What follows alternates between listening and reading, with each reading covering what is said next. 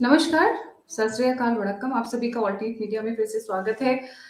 योगेंद्र यादव का एक इंटरव्यू आया है जो कि अभी इस वक़्त काफ़ी वायरल हो रहा है और चौंकाने वाली बात ये है कि इस इंटरव्यू में जिस तरीके का भाषण दिया है, जिस तरीके वो सीनियर जर्नलिस्ट या सीनियर नेता रहे हैं, उनके मुँह से ये जो बातें आ रही हैं, ये क्या बोलूँ मैं, दुर्गंध बोलूँ या एक बहुत बड़ी साजिश की बात बोलूँ या ये बोलूँ कि कुछ लोग छटपटा गए हैं। सत्य हिंदी इंग्लिश में, फिर सत्य हिंदी वापस हिंदी में चैनल पर इन्होंने इंटरव्यू दिया है जो कि मैं अपने व्यूअर्स को बताना चाहूँगी कि ये आम आदमी पार्टी का है, डायरेक्टली इनडायरेक्टली। आशुतोष जी इसके ओनर हैं, जो इस वक़्त आम आदमी पार्टी के लीडर भी हैं एक। बट जिस तरीके का ये इंटरव्यू आया है, that has been funny and sarcastic and filled with malicious intent. लोगों को भड़काने का काम भी किया गया है। इस इंटरव्यू के कुछ एक पहलू पर बात करने के लिए आज हमारे साथ हैं वेरी रिस्पेक्टेड और very admired Omkar Chaudhary sir और धीरेन्द्र पुंदी सर। दोनों सर को इंट्रोडक्शन देने की जरूरत नहीं है, दोनों सर बहुत जाने माने हैं और जितना कहूँ उतना कम है। आप आपके सभी दर्शकों को मेरा नमस्कार। नमस्कार आपको और आपके सभी दर्शकों को। Thank you sir. सर, इस इंटरव्यू में इन्होंने कई बातों पर बहुत गलत टिप्पणियां की हैं, जिसके लिए इनको तो वैसे तो बीजेपी और आरएसएस को ले जाके सीधे डिफेमेशन का केस डालना चाहिए। I don't know why they do it, they will not do it और डू इट। बट ये कह रहे हैं, इनकी एक लाइन जो मैं पहले उठा रही हूँ, अखिलेश यादव ने टिकट की डिस्ट्रीब्यूशन तो ठीक की थी, बट जो कैंपेनिंग है वो खराब की थी। इनकी कम्युनिकेशन स्ट्रैटेजी गलत थी। दूसरा, जो पक्के सपोर्टर नहीं थे, बीजेपी वहां पर फोकस करती है। बीजेपी अपनी आजकल गांव में भाषा वो बोली जाती है जो बीजेपी का एक नॉर्मल कार्यकर्ता बोलता है। जो मेन पॉइंट यहाँ पर नोट करने के, अब जो मेन मैं फैक्टर बोले जा रही हूँ, लाभार्थी फैक्टर कि कितना राशन पहुंचा कितना नहीं पहुंचा, इस इलेक्शन में कोई मुद्दा नहीं था। सो द बेनिफिशियरीज, जिन लोगों को किसी भी टाइप की फैसिलिटीज मिली हैं, चाहे वो विधवा पेंशन हो, चाहे वो राशन मिला हो, चाहे मेडिसिन मिली हो या किसी भी टाइप का, ये बोले कि बेनिफिशियरी कोई फैक्टर नहीं था। The funny and the most छुट्टा जानवर, गांव में छुट्टा जानवर घूम रहे हैं, बट उनको फिक्र नहीं है। उनको तो बस ये करना है कि योगी जी थोड़ी ना पकड़ेंगे हमारा छुट्टा जानवर। अरे छुट्टा जानवर कौन पकड़ेगा? So, is the chief minister of a state meant to go and capture stray animals? Sir यहाँ से शुरू करते हैं। ओमकार सर, पहले आपकी टिप्पणी लेते हैं, फिर धीरेन्द्र सर की टिप्पणी लेते हैं। पहली बात तो ये है गायत्री जी कि इनकी कोई क्रेडिबिलिटी नहीं है और इनको कोई सीरियसली लेता भी नहीं है।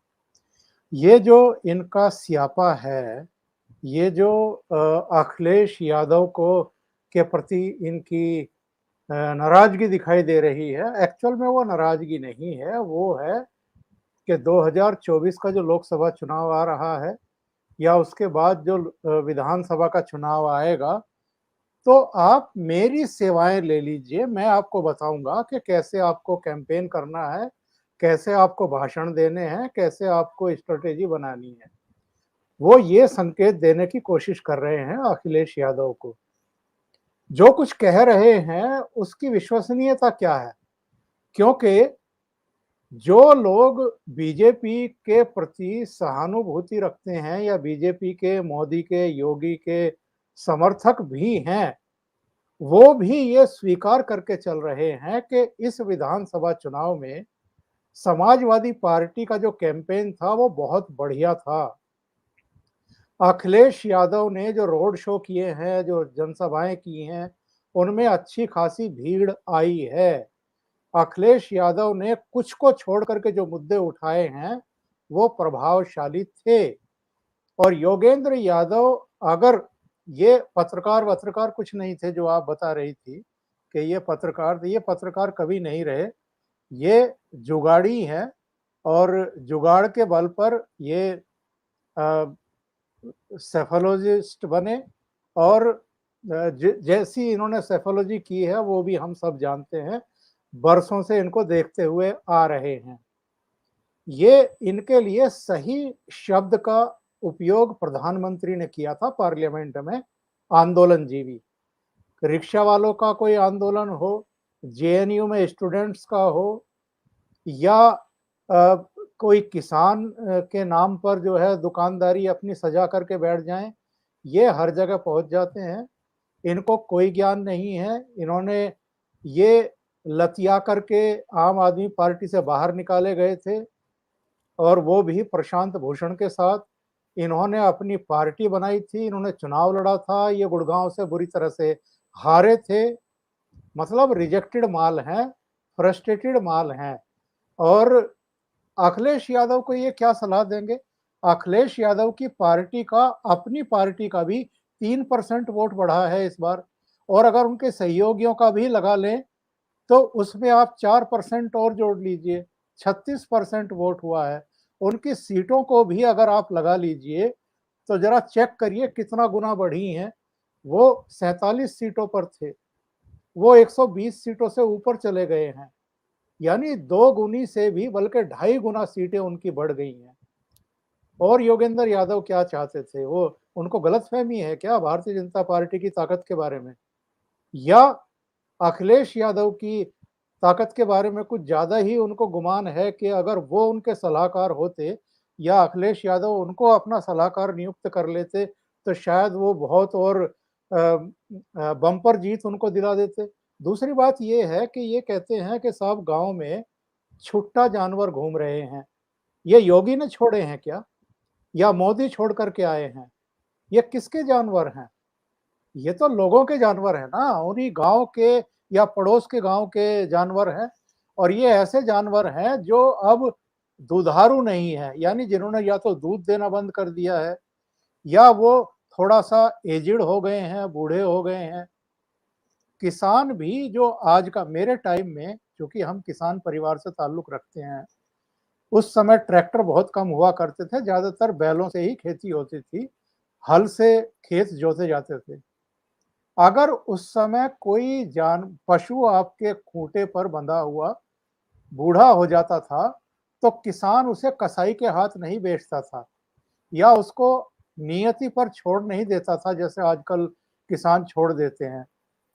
उस पशु की मृत्यु उसी के, किसान के खूंटे पर ही होती थी, और सम्मान के साथ उसकी अंत्येष्टि के लिए उसको भेजा जाता था। आजकल तो पशुओं के साथ लोगों का लगाव ही बंद हो गया है। जब तक वो यूजफुल है तब तक वो उसके खूंटे पर है, जब वो यूजफुल नहीं है तो उठा करके उसको छोड़ दिया जाता है। तो योगी ने केवल एक काम किया है कि जो गोवंश है उसका कटान बंद कर दिया है, कसाईयों के हाथों वो अब नहीं जाते हैं।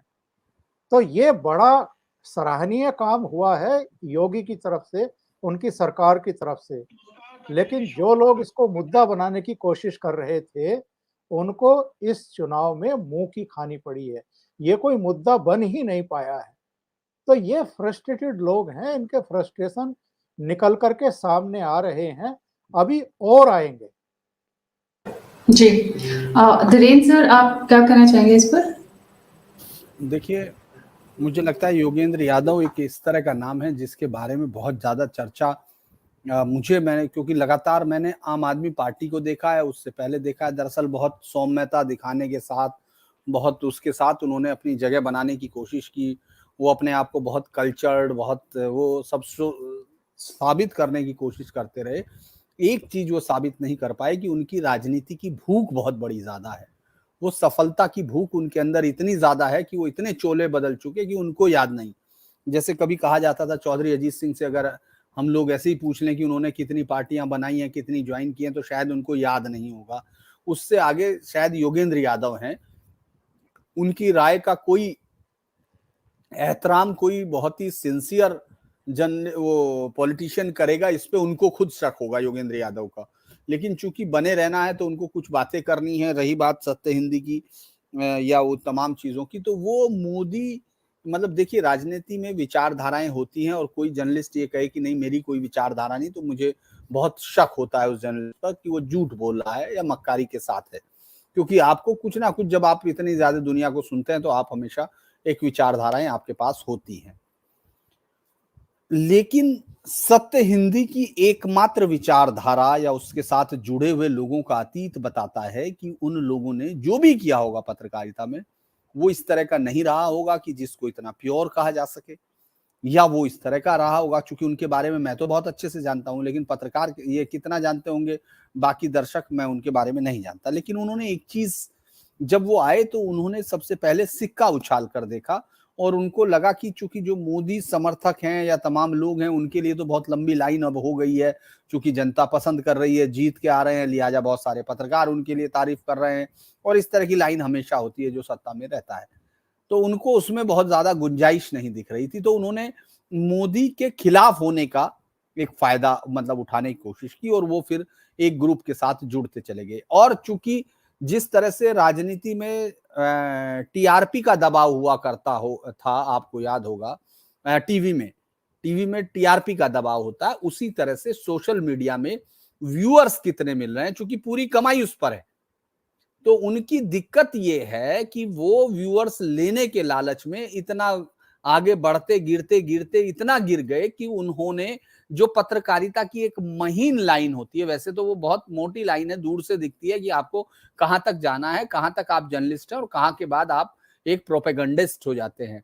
उन्होंने वो लाइन बहुत धूर्तता के साथ पार की, और अगर उनके उस पूरे एजेंडे को देख लें जो पूरे चुनाव तक रहा, मैं यूपी चुनाव की बात कर रहा हूं, वो झूठ और मक्कारी के साथ लगातार बोलते रहे कि ये गायब हो गए, ये मोदी गायब है, पत्ते बिखर गए, योगी घिर गए। और याद कीजिए, सबसे पहले चैनल थे जिन लोगों ने ए.के. शर्मा को लेके, योगी और केंद्र की बड़ी तनातनी, ये तमाम चीजें, मतलब जितना झूठ वो परोस सकते थे घृणा के साथ, क्योंकि शुरुआत उन्होंने पैसे के लिए की थी उन्होंने, लेकिन बाद में वो घृणा से भर जाते हैं।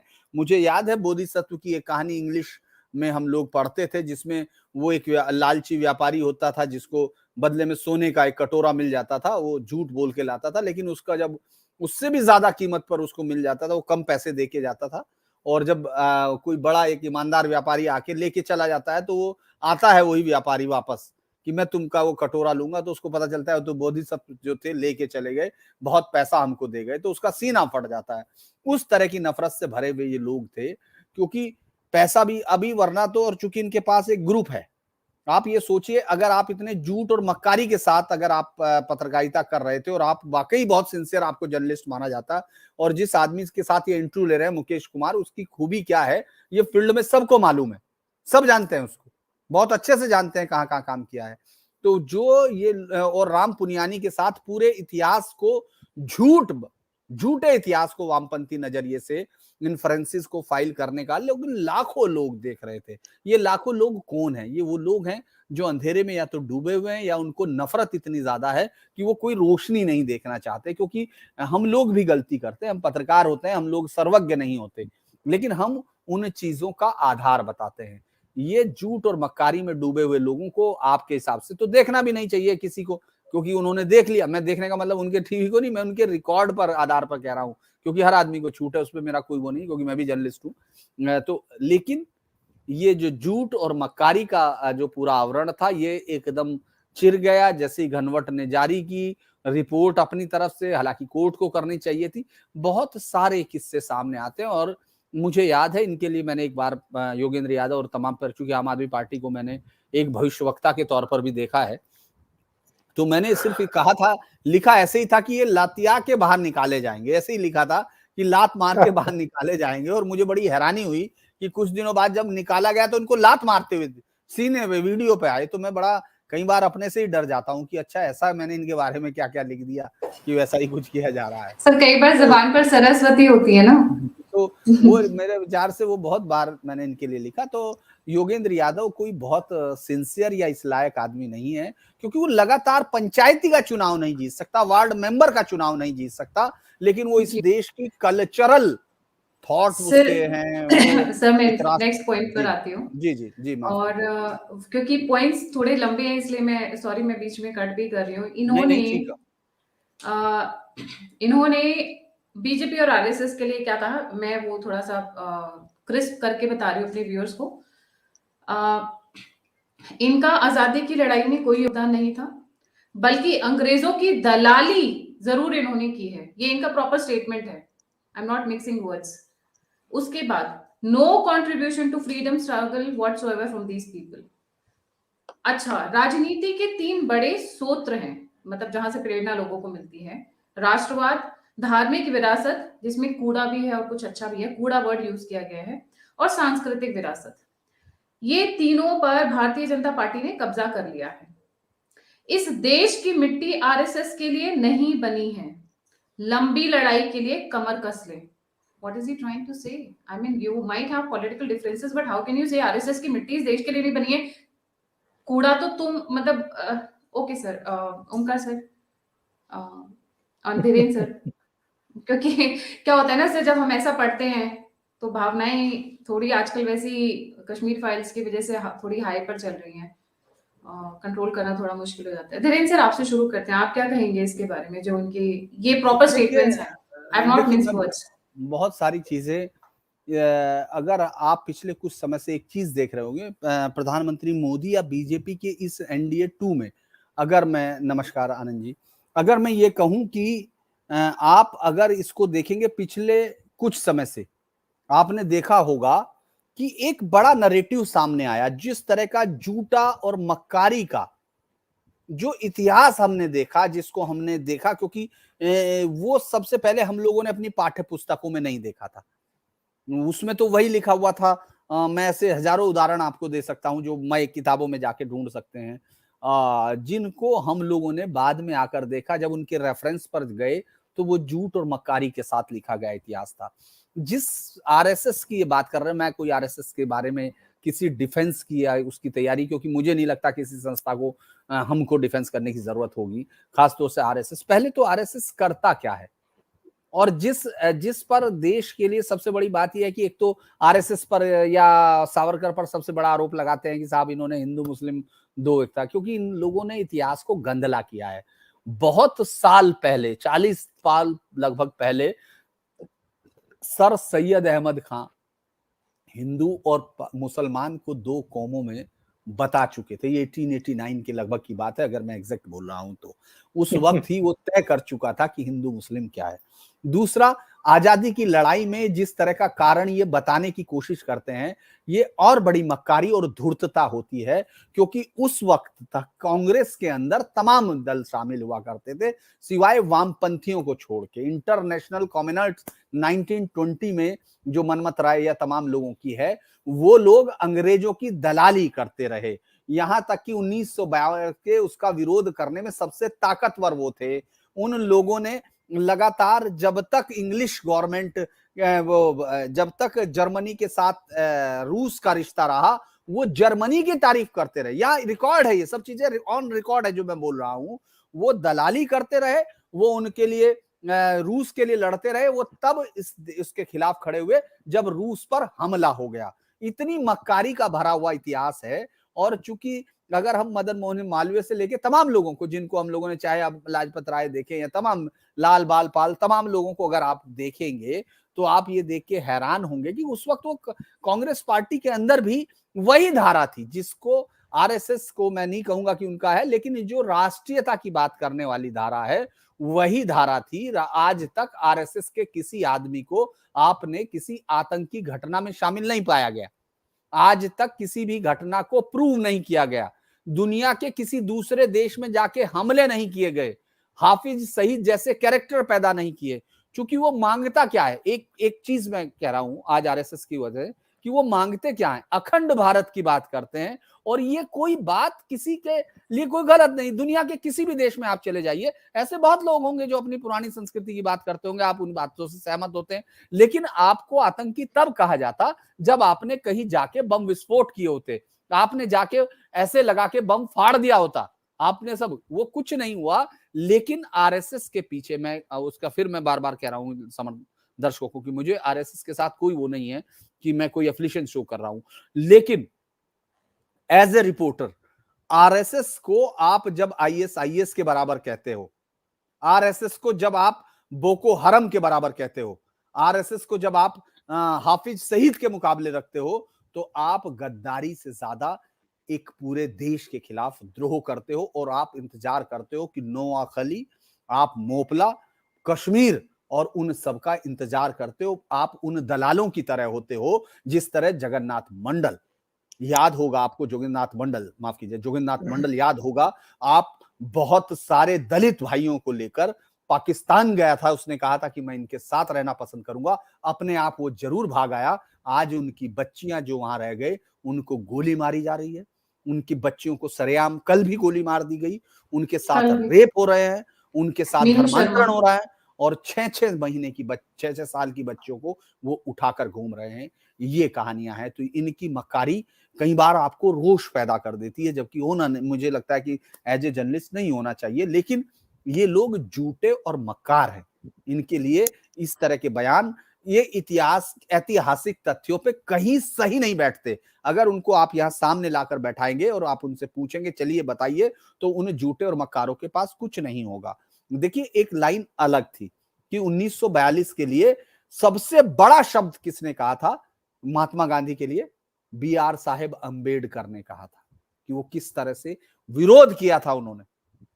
मुझे याद है एक कृपलानी नहीं, मैं एक और नाम के कामराज साहब, मैं अभी एक चूंकि रिकॉल नहीं कर रहा हूं, आपने अचानक मैंने देखा कामराज जी जो जी, कांग्रेस में थे जो जी। विरोध करते हुए कहा कि ये गलत तरीके से आप आंदोलन का विरोध करना, आंदोलन का विरोध करना कोई बड़ी चीज नहीं थी, लेकिन इन लोगों ने बाबा भीमराव साहब अंबेडकर को उठा के रखा जानबूझ के। दरअसल ये झूठे और मक्कारी को लपेट कर दे रहे हैं, क्योंकि सबसे टफ अगर स्टैंड किसी ने लिया था, और खासतौर से जिनकी ये बात कर रहे हैं, तो वो बाबा भीमराव साहब अंबेडकर थे, जिन्होंने 45 में ये कह दिया था कि अगर पाकिस्तान बनता है तो आबादी का कंप्लीट ट्रांसफर होना चाहिए। महात्मा गांधी के लिए ये जितना बताने की कोशिश करते हैं, उससे कहीं ज्यादा बाबा भीमराव साहब अंबेडकर ने सीधे शब्दों में कहा था। मुझे लगता है कि ये इसीलिए इनकी बात को मैं इतने तक ही विराम रखता हूँ। सर वो बड़ों का आज तक झेल रहे हैं जो करके गए हैं। एक तो जिसको मारना चाहिए था गोडसे ने एक्चुअली उसको नहीं मारी गोली, जिसको नहीं मारना चाहिए था उन्हें मार दी, गलत जगह मार दी to be honest. Omkar sir आप इस पर क्या कहेंगे? एक तो इनको जो इन्होंने बोला ना राष्ट्रवाद धार्मिक विरासत, जिसमें कूड़ा भी है, दैट वर्ड कूड़ा, ही इज द कूड़ा एक्चुअली स्पीकिंग। हमारे जो धार्मिक विरासत में ये लोग जो कूड़ा है, because yes use the word कूड़ा इन दैट एंटायर टॉक। और सांस्कृतिक विरासत पर बीजेपी ने कब्जा कर लिया है। This is he has spoken on that. जी ओमकार सर आप प्लीज।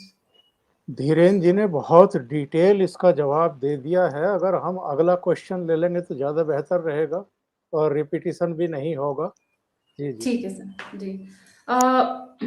इन्होंने जो अगला कहा है, इन्होंने कहा किसान आंदोलन में हम खिलाड़ी नहीं थे, हम मतलब जो प्रोटेस्ट कर रहे थे, हमारी कोई भूमिका नहीं थी।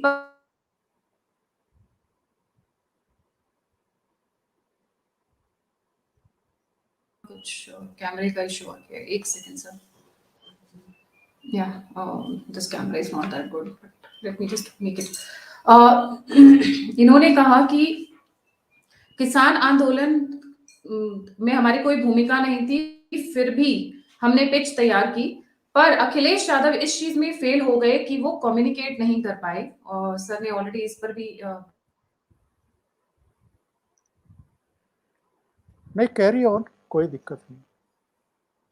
सर उनका नेटवर्क चला गया, तो आप उस पर सवाल पे कर मेरा कुछ उसमें प्रॉब्लम था जी। इन्होंने बोला कि जो ऑपोजिशन था, इन्होंने ऑपोजिशन ये तभी दे पाए जो अभी ये अखिलेश यादव दे पाए, जस्ट बिकॉज इन लोगों ने थोड़ा बहुत काम किया था, इसकी वजह से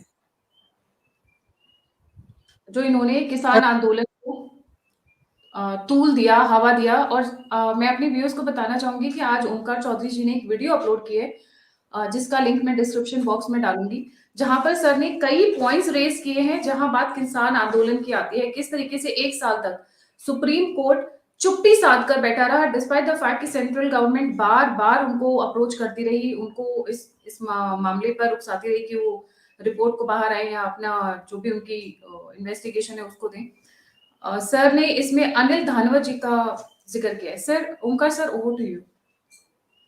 गायत्री जी, उसमें एक्चुअल में सेंट्रल गवर्नमेंट ने सुप्रीम कोर्ट को अप्रोच नहीं किया।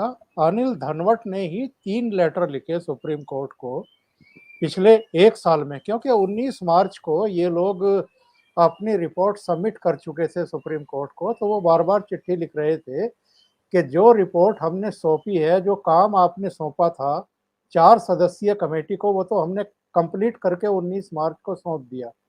अब उस पर आप सुनवाई करिए या उस रिपोर्ट को सार्वजनिक कर दीजिए कि हमने क्या कहा है।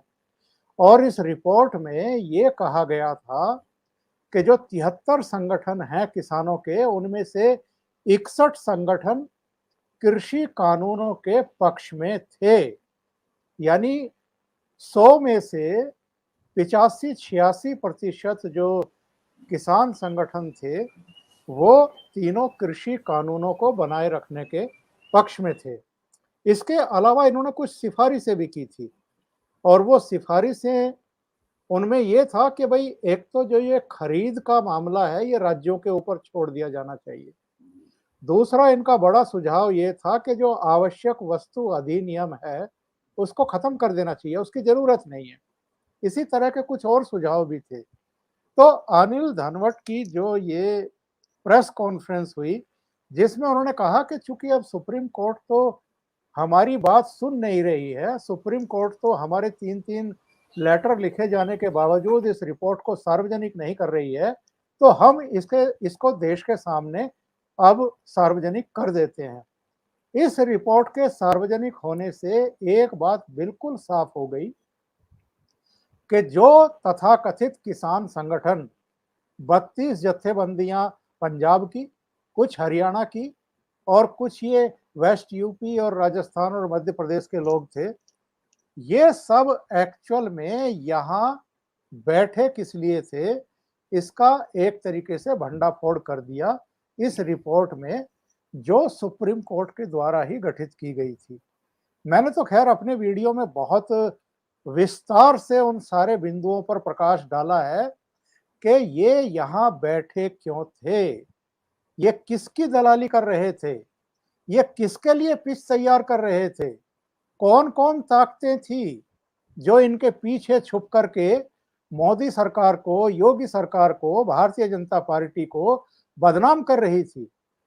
अगर 86% किसान संगठन और अधिकांश जो किसान थे वो 3 कृषि कानूनों के पक्ष में थे, और अगर मोदी जी ने भी संसद में खड़े होकर यही बात कही थी कि ये जो 3 कृषि कानून लाए गए हैं, ये लघु, सीमांत और जो मझोले किसान हैं 88% इस देश के, हम उनके लिए लेकर के आए हैं, उनके लाभ के लिए लेकर के आए हैं, तो फिर योगेंद्र यादव को तो इंटरव्यू में ये बताना चाहिए था ना कि ये किसकी दलाली कर रहे थे, किसके उकसावे पर, किसके धन देने पर ये यहाँ 13 महीने तक आंदोलन चलाते रहे, वो कौन लोग थे।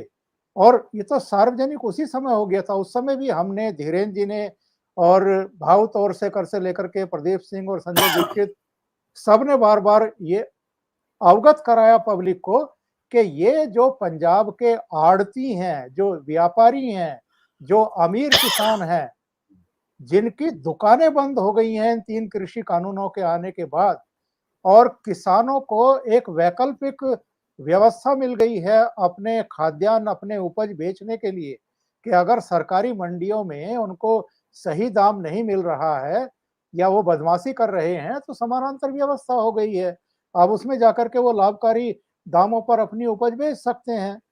तो इनको तो ये बताना चाहिए कि ये किसकी दलाली कर रहे थे कि इन्होंने 88% किसानों की जो संभावनाएं थी लाभकारी मूल्य मिलने की, उनको एक तरीके से नेस्तनाबूद कर दिया। और हमें नहीं भूलना चाहिए, शायद 19 नवंबर को प्रधानमंत्री ने देश को संबोधित किया था, अगर मैं गलत नहीं हूं, और उन्होंने देश से माफी मांगी थी इस बात के लिए। इनसे माफी नहीं मांगी थी, देश से माफी मांगी थी, और उन्होंने कहा था कि मैं देश से माफी मांगते हुए इन कृषि कानूनों को वापस ले रहा हूं। मुझे लगता है हमारी तपस्या में ही कहीं कोई कमी रह गई है कि हम कुछ लोगों को समझा नहीं पाए।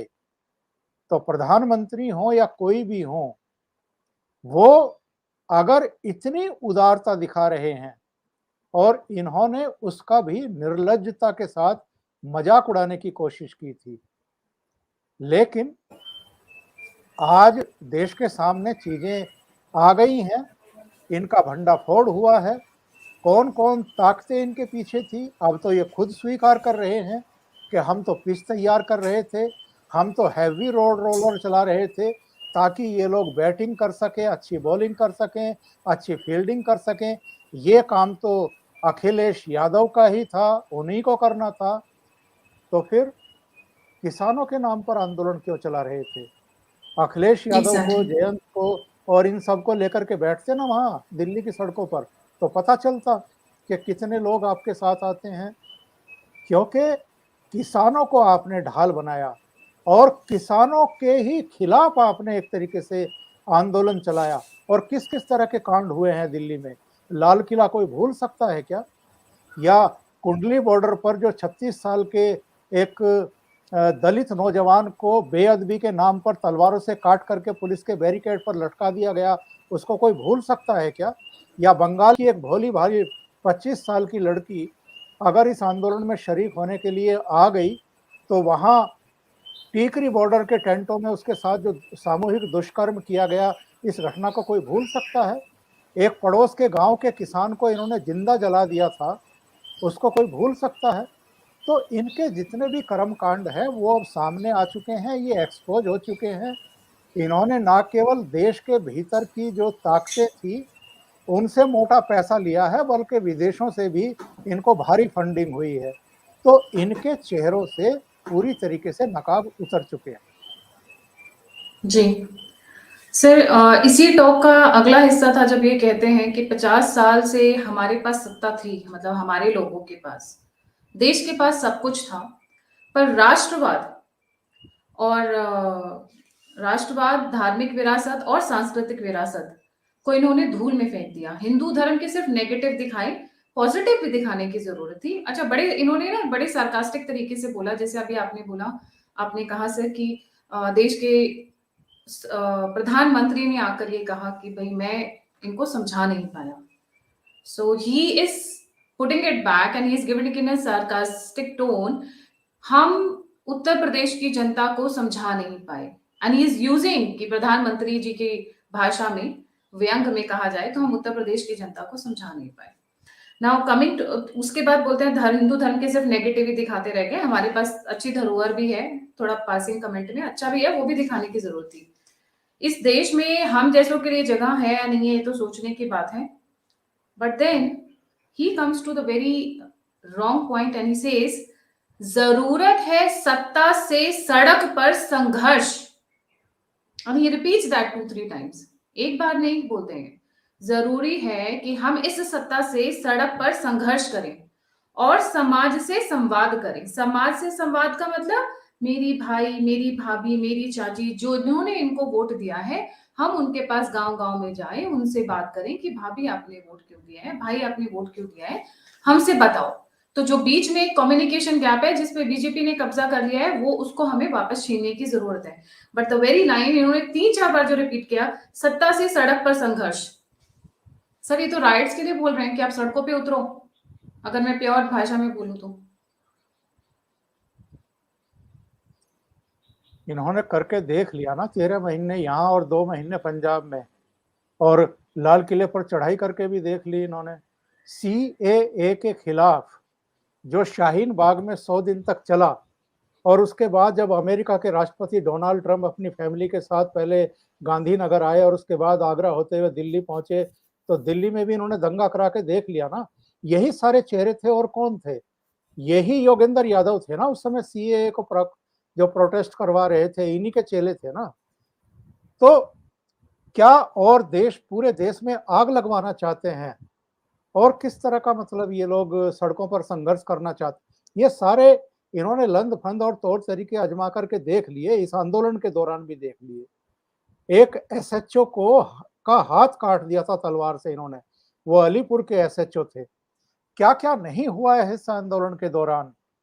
और माफ करिएगा, अभी 2014 के लोकसभा चुनाव तक ये उत्पात मचाने की कोशिश अभी करेंगे। और अगर कोई गलतफहमी इनके दिमाग की अभी नहीं निकली है, बरकरार है, तो फिर जाकर के ये सीधे अखिलेश यादव के सलाहकार क्यों नहीं बन जाते? अगर अखिलेश यादव इनको सलाहकार के तौर पर रख लें, फिर करवाएं अगर कोई कसर बाकी रह गई है तो। इन्होंने सारे काम करके देख लिए। भारतीय जनता पार्टी का रास्ता रोकने के जितने तौर तरीके हो सकते थे, और लुटियन मीडिया में भी इनके जितने भी गुरके हैं, जितने भी इनके चेले चपाटे हैं या इनकी विचारधारा के पोषक हैं, उनको भी लगा करके देख लिया। टिकैत जैसों के, जिनको कोई पूछता नहीं था, जब ये आंदोलन शुरू हुआ उससे पहले किसी ने उनका नाम भी नहीं सुना होगा ढंग से। उनके पिता को तो जानते थे, महेंद्र सिंह टिकैत को, पर राकेश टिकैत हो, दर्शन पाल हो, बलबीर राजेवाल हो, खुद ये योगेंद्र यादव जो शब्दों को चबा चबा करके बोलने के आदी हैं, इनको कौन घास डालता था पहले? पर लुटियन मीडिया ने, जो हद दर्जे की नफरत करता है प्रधानमंत्री नरेंद्र मोदी से, उन्हें गाली देने वाले कोई ना कोई चेहरे चाहिए, और ये चेहरे उनको मिल गए थे। दिन में कई कई बार इनके इंटरव्यू चलाए जाते थे, बिना वजह की बातें भी बिना कट किए चलाई गई हैं टेलीविजन चैनलों पर। तो केवल साख इन चेहरों की नहीं गिरी है, मीडिया की भी गिरी है बहुत बुरी तरीके से, कि आपने अपने लिए कौन से स्टैंडर्ड तय किए हैं, आप किस तरह के लोगों को हाईलाइट कर रहे हैं, या जो किसी लायक भी नहीं है उनको आप स्टार और हीरो बनाने पर तुले हुए हैं। ये जो 4-5 राज्यों के चुनाव परिणाम आए हैं, ये शो करते हैं कि आप चाहे हर तरह की साजिश रच लें किसी के खिलाफ, लेकिन अगर पब्लिक किसी पर भरोसा करती है, किसी की लीडरशिप को उस पर आंख मूंद करके भरोसा करती है, तो आप उसकी आस्था को, उसके विश्वास को डिगा नहीं सकते हैं। और अब तो जितना भी ये बोल रहे हैं, मैंने पहले भी कहा था कि अपना फ्रस्ट्रेशन ही शो कर रहे हैं, इसके अलावा कुछ नहीं।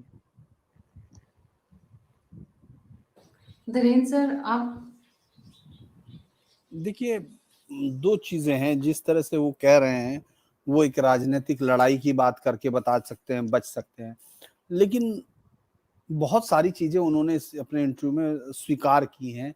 राष्ट्रवाद या तमाम चीजें, ये ऐसी चीजें हैं जो खुद वो बोल रहे हैं। ये 2014 में एंटनी कमेटी की रिपोर्ट जो है, लगभग ये बात बता चुकी थी कि किस तरह से बहुसंख्यक वर्ग को ये एहसास दिया है पार्टी ने कि वो ज्यादातर कांग्रेस पार्टी के लिए जो बनी थी कमेटी, लेकिन मजबूरी ये है कि विपक्ष के पास मुसलमान वोटों का जो एक लालच है, वो उनको देश के मूल मुद्दों, देश की विचारधारा और देश के एक स्ट्रक्चर के खिलाफ खड़ा करता हुआ दिख रहा है।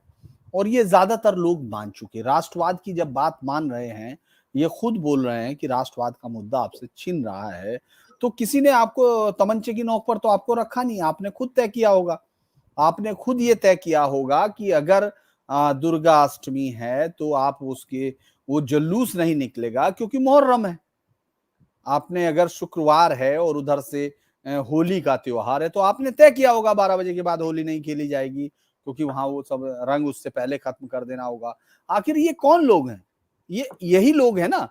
दरअसल ये इस बात की तरफ इशारा करता है कि ये समझ तो सब गए हैं, इनको मालूम हो गया कि इन्होंने किया क्या है, और जो किया है वो जनता जो है उसको समझ रही है। देखिए, कोई भी जो एक प्रोसेस होती है, केमिकल जो हम लोग कहते हैं कि केमिकल रिएक्शंस जो होता है, उसकी स्पीड निश्चित होती है, लेकिन जब उसमें कोई कैटलिस्ट आ जाता है तो वो उसकी रिएक्शन की स्पीड बढ़ा देता है या घटा देता है।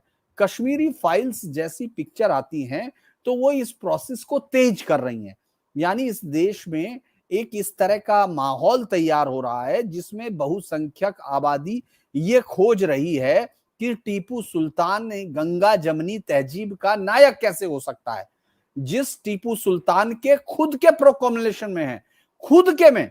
आप ये सोच के देखिए ये किस तरह की अंधी वो दी थी इन लोगों ने कि जो खुद अपने प्रोक्लेमेशन में खुद कह रहा है कि जिहाद के लिए तैयार हो जाओ, जो काफिरों के खिलाफ होगा।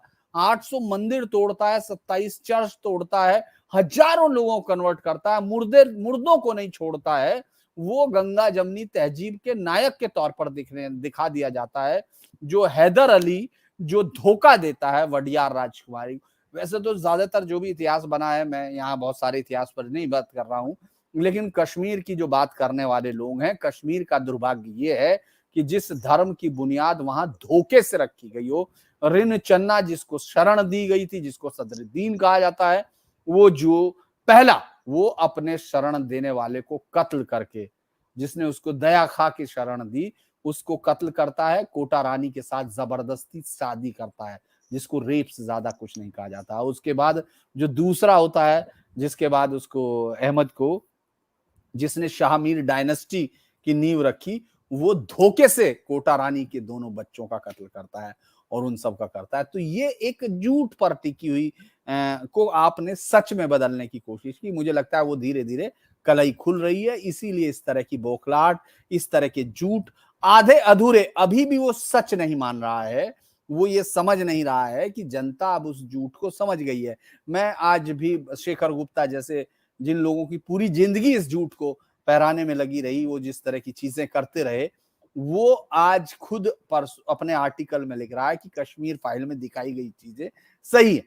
आप देख रहे होंगे इसके बीच में अंदर लड़ाइयां हो रही हैं। वो एक कह रहा है ये सच है, एक कह रहा है एग्रीगेटिव, कोई कह रहा है कि नरेटिव गलत जा रहा है। तो ये मुझे लगता है, यस, पृथ्वी नायक सही कह रहे हैं कि जो सोर्ड ऑफ टीपू सुल्तान दिखाई गई थी, वो एक शर्मनाक अध्याय है इस देश के लिए।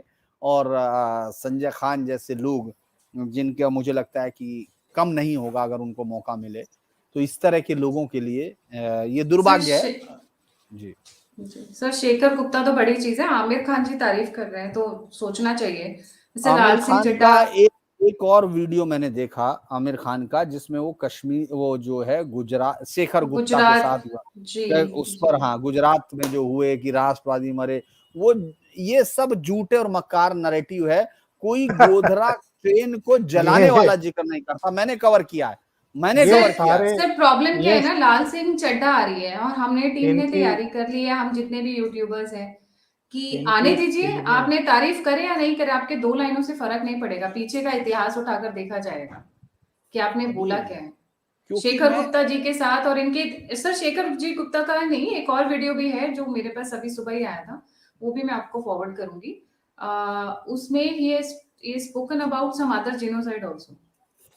He spoken about that.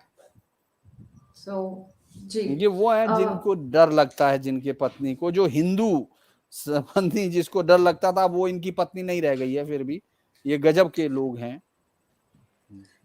Sir क्या है ना, हमारे यहाँ प्रॉब्लम हमारी लड़की, हमारी आपस अपने में है, उस पर तो हम लोग एक अलग यूट्यूब कर सकते हैं। जी सर, अगला जो टॉपिक है वो है दिल्ली पंजाब जो है, पंजाब में बहुत अच्छा काम।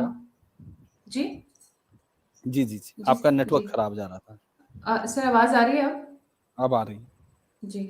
पंजाब इलेक्शंस में आम आदमी पार्टी ने बहुत अच्छा किया है, कांग्रेस से लोग बहुत परेशान थे।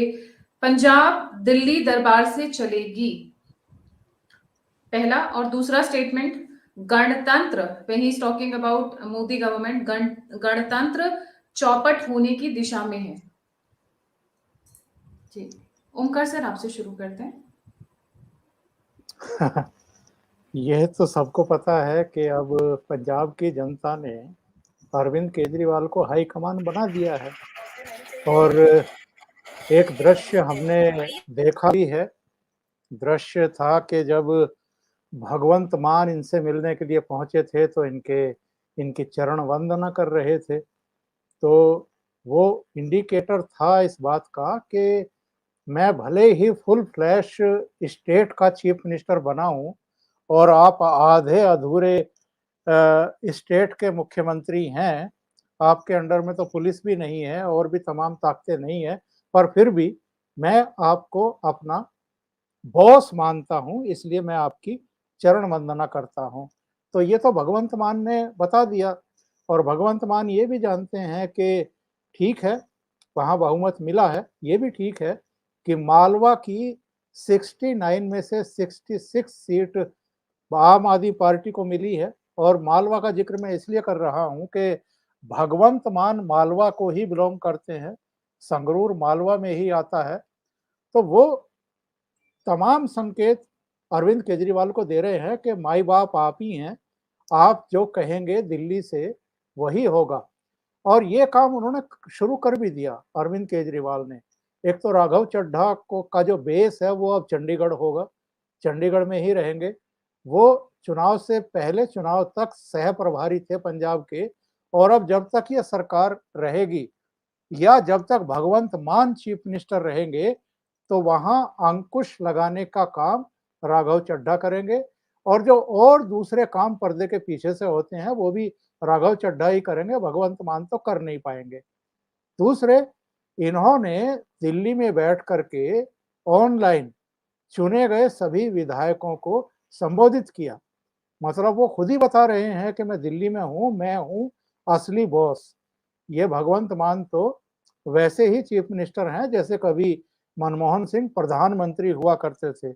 उनको प्रधानमंत्री तो बना दिया गया था, पर सोनिया गांधी ने बताया नहीं था कि प्रधानमंत्री आप ही हैं। इसी तरीके से भगवंत मान भी एक कठपुतली मुख्यमंत्री रहेंगे। ये बात तो ये ठीक कह रहे हैं योगेंद्र यादव, इसमें तो कोई गलती है नहीं। और चूंकि ये रह चुके हैं अरविंद केजरीवाल के साथ और भुक्तभोगी हैं, ये भी और प्रशांत भूषण भी, तो ये अच्छे तरीके से जानते हैं कि उनका तौर तरीका काम करने का एक्चुअल में है क्या। यानी आम आदमी पार्टी के मुखिया का और नए नए बने हाई कमान का। जहां तक गणतंत्र का प्रश्न है तो गणतंत्र किसके राज में खतरे में है? गणतंत्र, अगर कांग्रेस कहीं चुनी जाती है, अगर वामपंथियों की सरकार केरल में दोबारा रिपीट करती है तो गणतंत्र जिंदा है। अगर भारतीय जनता पार्टी को लोग बार बार चुनते हैं तो गणतंत्र जो है वो खतरे में है। मतलब इनको शर्म भी नहीं आती है ऐसी बातें करते हुए। और मुझे ये बताइए कि केरल के अलावा पहले पश्चिम बंगाल में ठीक है 33-34 साल तक पहले ज्योति बाबू रहे और उसके बाद बुद्धदेव भट्टाचार्य रहे, पर और कौन से स्टेट हैं जहां लगातार सरकारें रिपीट हुई हों? कांग्रेस की मुझे सरकार बता दीजिए पिछले कुछ दशकों में कि किसी राज्य में वो कम से कम 2 दशक में तो मुझे याद नहीं पड़ती कि किसी राज्य में रिपीट हुई हो। तो ये केवल चिढ़े हुए इसलिए हैं, इसलिए इनको लोकतंत्र और जनतंत्र खतरे में दिखाई पड़ता है। और इस नेहरू गांधी परिवार को भी लोकतंत्र की जगह जगह हत्या दिखाई और सुनाई पड़ती है, क्योंकि ये लगातार हार रहे हैं। पब्लिक में इनका कोई भरोसा नहीं रह गया है और वो लगातार भारतीय जनता पार्टी की काम करने वाली सरकारों को रिपीट कर रहे हैं और भारतीय जनता पार्टी को ताकत दे रहे हैं। इसलिए इनको जनतंत्र और गणतंत्र जो है वो खतरे में आता हुआ दिखाई दे रहा है।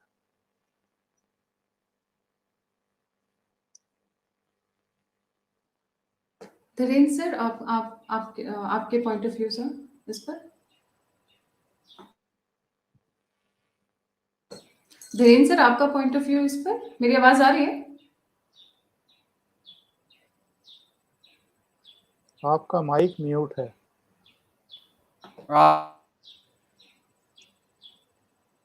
हम लोगों को देखना है, क्योंकि मेरा ये मानना है कि डेमोक्रेसी में जनता जो जिनको चुनती है हमको उन पर यकीन करना होता है एज ए पत्रकार।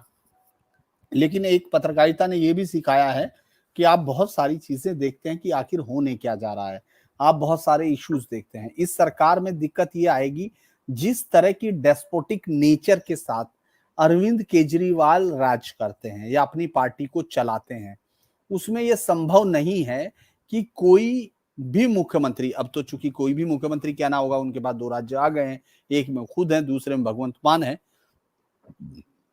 अपनी मर्जी से कुछ कर पाएगा। ये सही बात है, राघव चड्ढा वहां हैं तो फाइलों का मूवमेंट, वो तमाम चीजें देखेंगी। लेकिन ये मैसेज साथ के साथ ये भी जाएगा कि ये पपेट मुख्यमंत्री है, ये बहुत जल्दी जाना है।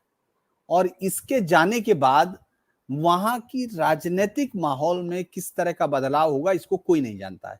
इस पर कोई, मैं ये नहीं कह सकता हूं कि वहां क्या होगा। आपने देखा किस तरह से मंदिर ढहा दिया गया पटियाला का, वो विजुअल्स हम लोगों ने देखे हैं, जिस तरह से शायद पटियाला में ही है वो।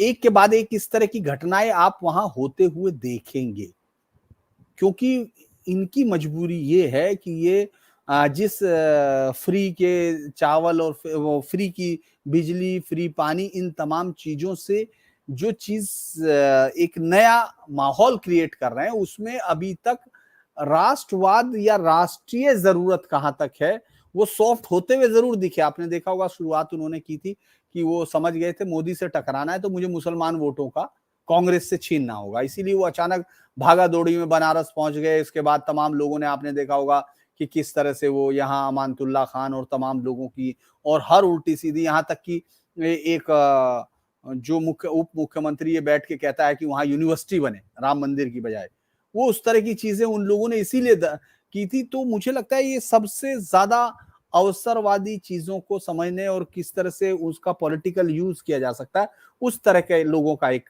ग्रुप है। तो अब वो, मुझे लगता है, मैं खुद कंफ्यूज हूं कि क्या वो पंजाब में लोग इस तरह से बर्दाश्त करेंगे कि एक गैर सिख, क्योंकि कांग्रेस भी वहां जिस तरह की राजनीति करती रही, अंबिका सोनी ने का ये बयान वाकई मुझे लगता है कि देश के संघीय ढांचे के खिलाफ ही था, जिसमें वो ये कह रही है कि वो बहुसंख्यक राज्य है सिखों का, लिहाजा वहां सिख ही मुख्यमंत्री होना चाहिए। 38% हिंदुओं को ये कोई राइट नहीं होगा कि वो कभी अपना मुख्यमंत्री वहां चुन सकें। लेकिन ऐसे स्टेट में जहां इस तरह की भावना, जहां गुरुद्वारा श्रोमणी अकाली दल, जहां विशुद्ध तौर पर धार्मिक जो एक जत्था है वो एक पार्टी के तौर पर राज करता है, वहां किस तरह से ये बर्दाश्त किया जाएगा और शिरोमणि अकाली दल उसका क्या इस्तेमाल करेगा, ये देखने लायक बात होगी कि सिख स्टेट पे हिंदू एक पॉलिटिकल उससे पपेट राज चला रहा हो, कठपुतली राज चला रहा हो, उसका क्या इस्तेमाल शिरोमणि अकाली दल करेगा। क्या जो खालिस्तान समर्थक जो वहां आपने देखा होगा, जो वहां से ताकत बाहर से झोंकने की कोशिश करते हैं, हथियारों की आमद बढ़ रही है, और क्या इसका इस्तेमाल विदेशी एजेंसीज कर पाएंगी, मुझे ये देखना होगा। मैं अभी कुछ नहीं कहूंगा, लेकिन हाँ, बहुत सारे सवाल जरूर हैं इस वक्त जिनको इनको पार करना होगा। जी सर, ये जो बोल रहे हैं गणतंत्र चौपट होने की दिशा में है, तो ये तो खुद भी उसी की दिशा में है। दरअसल जैसे ये लोग इस शब्द को, बहुत सारे शब्दों को उन्होंने मैं उनको क्या कहूं, बाजारू बना के रख देने वाली स्थिति है। ये लोग भेड़िया आया का इंतजार करते रहे, और इन्होंने उस वक्त, आप देखिए कि चीन की मदद उन्होंने की, वो पार्टी आज भी है। जिसने पाकिस्तान मांगा वो पार्टी आज भी है। केरल में जिन लोगों ने हत्याएं की, रेप किए, उनको स्वतंत्रता संग्राम सेनानी आपने बनाया, उनको पेंशन आपने दी। मोपला विद्रोह की आप सोचिए, जिसने इतना जबरदस्त नरसंहार, जिसके लिए कोई शब्द नहीं है, कोई शब्द नहीं है इतिहास के कोश में आपको इस तरह के नरसंहार आज। और ये बड़ा दुख है कि ये 100वां ईयर है, 1921 में वो हुआ, और आज हम 2021 में हैं, मतलब 22, वो लगभग 21-22 का वो था, लगभग 100 साल पूरे हुए। सरकार भी उस पर, मुझे लगता है कि बीजेपी भी कई बार बहुत सारी चीजों से, उसके अंदर भी इस तरह की लहरें चलती हैं कि कितने जनता के मिजाज को भी देखती होगी, क्योंकि आज भी आप देखेंगे ज्यादातर लोग जातिवाद पर वोट पड़ते हैं, नेशनल इशू बहुत कम मायने रखते हैं। तो गणतंत्र तो इन लोगों के लिए हमेशा खतरे में रहेगा, ये लोग हमेशा खतरे में रहेंगे। जब भी ये सत्ता में नहीं होते हैं, लोकतंत्र हमेशा खतरे में आ जाता है। तो उस तरह की इनकी चीजें हैं। लेकिन इनके कहने से मुझे थोड़ा आश्चर्य इसलिए है कि ये बेचारे कभी सत्ता में गए नहीं है, दूसरे के कंधों पर चढ़ के परजीवी होकर इन्होंने कोशिश की पैरासाइट बनने की, लेकिन बहुत तेज तर्रार निकले तमाम वो पार्टी वाले जिनको समय समय पर धकियाते रहते हैं। अच्छी तरीके से धकियाते रहते हैं, सिर्फ थोड़ा मोड़ा नहीं। जी सर, इसी के साथ ये we've come to the end of this। आप sir, Omkar sir, Dhirendra sir, अगर कोई पॉइंट छूट गया है विच जो आप लोग ऐड करना चाहें तो कंक्लूडिंग नोट पर। मेरे हिसाब से सभी पॉइंट्स आपने कवर कर लिए हैं, जी आप धन्यवाद कह सकती हैं हम दोनों को। जी बिल्कुल बिल्कुल सर, वो तो मैं हमेशा ही कहती हूँ। और मेरी तरफ ओले पड़ रहे हैं, आवाज आई डोंट नो आप कितना सुन पा रहे हैं। जी जी thank you so much sir for coming and sharing your views. और please don't forget to like, subscribe and share. अगर आप मुझे सपोर्ट करना चाहते हैं तो आप मेंबरशिप ले सकते हैं। और जय हिंद, जय श्री राम। क्योंकि सर ओले पड़ रहे हैं और बहुत तेज आवाज आ रही है तो मुझे भी नहीं सुनाई दे रहा कि मैं क्या बोल रही हूँ। जय Hind sir, thank you so much sir. नमस्कार। जय Hind sir, thank you Omkar sir. नमस्कार मैम।